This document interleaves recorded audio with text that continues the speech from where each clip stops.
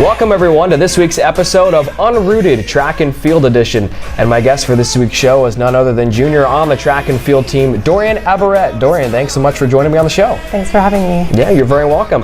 And let's start by getting to know you a little bit better. You come from San Bruno, California, and went to San Francisco City College. So you've been up here for basically your entire life. What captivates you about the Bay Area?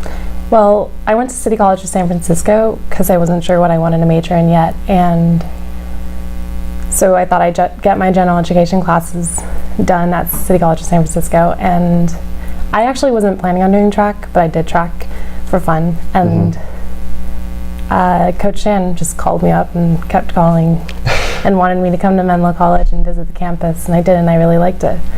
And it's funny because I actually had plans like right after City College of San Francisco, I am getting out of here. But Coach Dan was convincing and I liked him, and so I came here. Coach Dan's a very hard recruiter. Yeah. He is. We talked about it in our interview. He actually recruited me to be on the cross country team, and I had never run in my life. So that's just kind of the man that he is. He's a very good seller, let's put it that way. Rumor has it that you have 7 brothers and that you are the only female out of 8 children. What on earth is that like? I get that question a lot. It's hard. It was tough. They made me tough. Yeah. Yeah, they would gang up on me because I was the girl. You know, I had my parents on my side sometimes, but for the most part, we were all treated the same, and no special treatment, no princess treatment. Everyone asked that, but yeah, it's made me tough. Now, what's the mix? Are they all older, younger, somewhere in between? I have 3 older, 4 younger. Jeez. What's the age range? Oldest and youngest? The oldest is 33, and the youngest is 14. Wow. Yes. That is crazy. So yeah, you're definitely toughened up for sure. It seems like your career has gone to the next level here at Menlo College. You've been setting a bunch of PRs and a bunch of top 5 finishes in all your invites so far this season. What's the biggest change you've noticed in your game since coming to Menlo? I think that I'm a lot more competitive and eager to make changes and do better. You know, with bigger coaching staff. I had just one coach I worked with at City College of San Francisco. But with the bigger coaching staff, I'm like reaching out to the jumping coach. I'm like, oh, help me with my mark.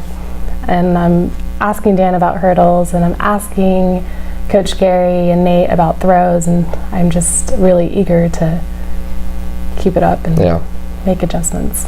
And I hear at Menlo you are a heptathlete, and that comes with several challenges, most notably in the amount of events that you have to participate in during each invite. How did you develop into someone who can compete really well in 7 different events? Well, in high school, I was a distance runner. Or actually, I started cross country, and when track came around, I thought I'd jump for fun. And then I just fell in love with jumping, and so every track season I would just jump. I wouldn't do any other event. And then at City College of San Francisco, I jumped for my first year. And then my second year, I had this little Russian coach just come up to me and say, "You're doing the heptathlon." So, and I guess it helped that I have this pretty athletic background. So I grew up doing a bunch of different sports, and so I was able to adjust and figure it out.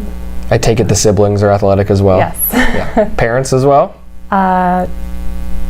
My dad was, my mom not so much. Yeah. Well, at least you got the genes coming from half of them. Yes. For those of you who don't know, the heptathlons, again, 7 events. Here they are. I'm going to read them off because I don't have them memorized by any stretch.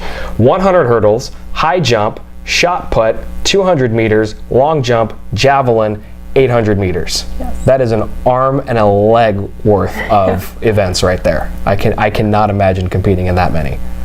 That's just blows my mind.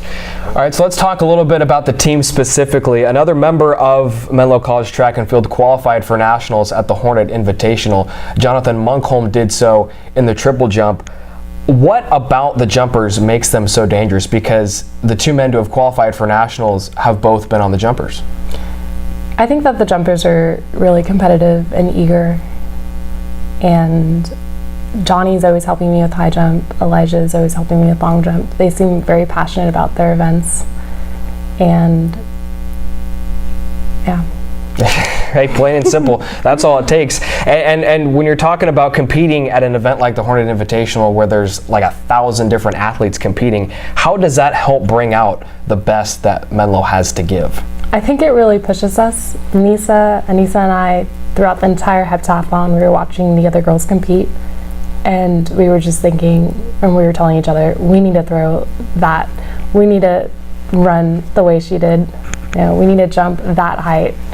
So, yeah, seeing that level of competitiveness pushes us to be competitive. Yeah, and you personally were still able to finish in the top 10 in a few of the heptathlon events overall. So you were being elevated to that next level for sure. Yeah. 3 women competed in their first heptathlon of the season. Of course, you did your first this year, and then Anissa Smith and Aubrey Usui did their first ever in competition. Did you help prepare them for their first ever heptathlon, considering that you've competed in them before? Yeah, actually, when I first competed in the heptathlon, everyone was throwing tips towards my events, and they were like, oh, before this event, this is what's going to happen, and this is how you're going to feel. So I was doing the same for Anissa and Aubrey, and before every event, for hurdles, I was like, you just need to finish. For jumps, I was like, you just need to hit a mark, and then you'll be confident enough to continue and keep pushing yourself, and you'll trust your mark. And Coach Dan actually told me not to tell him too much about the 800 because it's pretty brutal. Yeah. But I was telling Nisa that her body is just going to feel terrible. In the middle of the race, something weird is going to happen to her body. I get this pins and needles sensation in my arms. And Nisa actually said that she got this, like, her breath got really cold and her throat just started hurting. So. That's a little odd.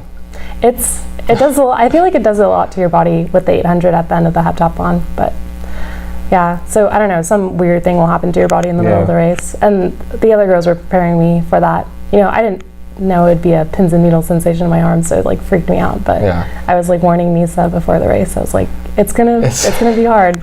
And of course, I got to put that one right at the end too. Yes, just to make it all come together in one painful way. Yeah, of course.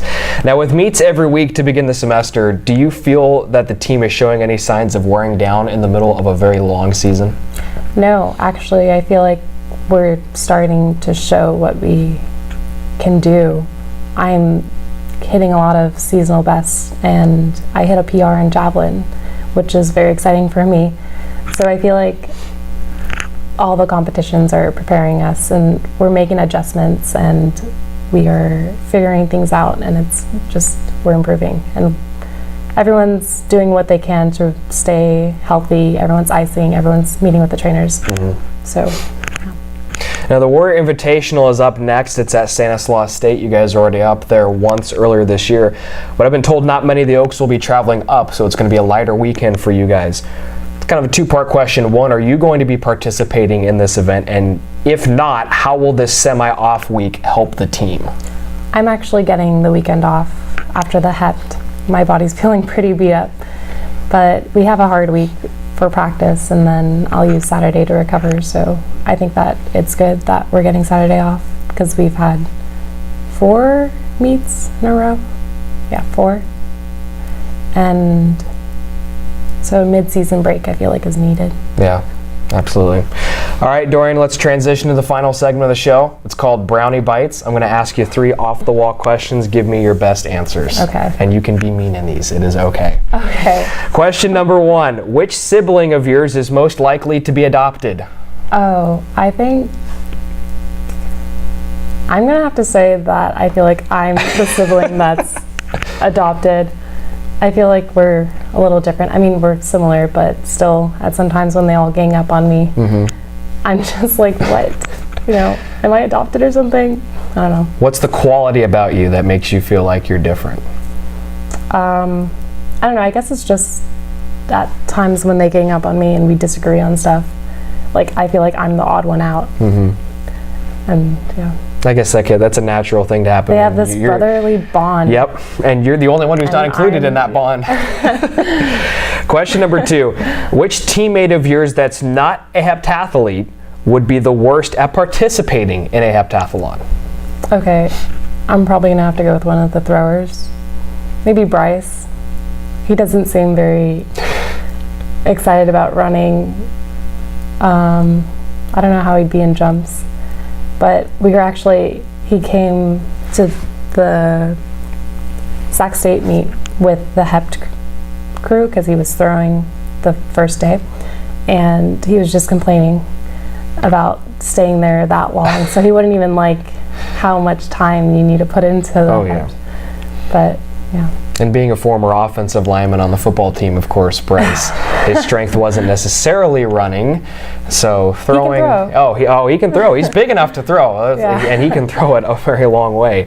And then question number 3: who is most likely to stumble over a hurdle in practice? Maybe Rich. I feel like he's really hyper and bouncing all over the place, and so stumbling over a hurdle is bound to happen if he ever tries it. And not to throw him under the bus too much, but he does seem to be a popular answer whenever I ask something that is on the clumsy side. It seems like he's the one who's getting the most answers for those kind of questions. He's just always bouncing off walls, and I don't know. He's one of the most colorful people you will meet at Menlo, hands down. Dorian, thanks so much for joining me on the show. I appreciate it.